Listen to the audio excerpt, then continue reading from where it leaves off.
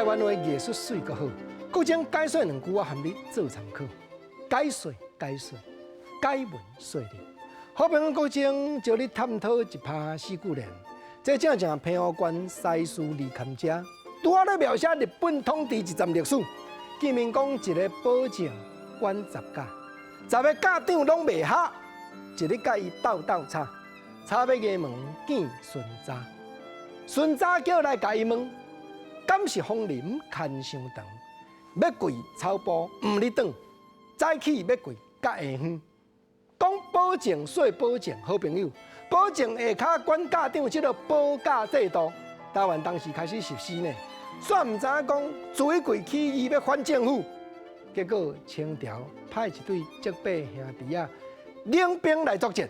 浙北兄哥叫做拿丁丁，浙北小弟叫做拿丁元。拿丁元大人看到讲台湾人遮歹死，国政啊你讲话足土的，有影哩？3日一小反，5日一大乱，将写奏表奏皇帝，讲康熙君啊，台湾就爱实施这个保证管家长的制度。简单讲，就是让百姓互相监视啦。结果落尾手，清朝将台湾澎湖挂予日本，日本接管，同款运用这个制度。谁知影讲一个保证管10家，10个家长安尼，逐工都冤家娘债。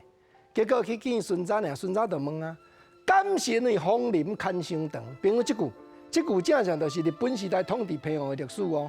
政府下令讲，恁遮的保证爱叫家长一人做几树的枫林，就是家己去担庄啊、担石头来贴好悬，石头壁后壁再来甲种干网。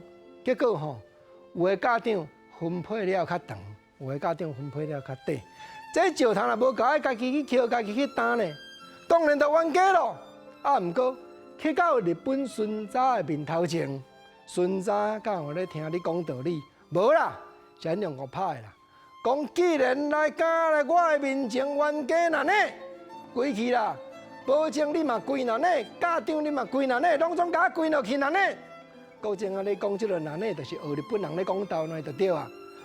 保证啊，问家长啊，问头壳绕的，讲大人到底爱跪偌久？早起就爱甲我跪到下远，这真正日本时代统治一寡百姓用4句联来批赏这日本大人，也是一段澎湖真实的历史。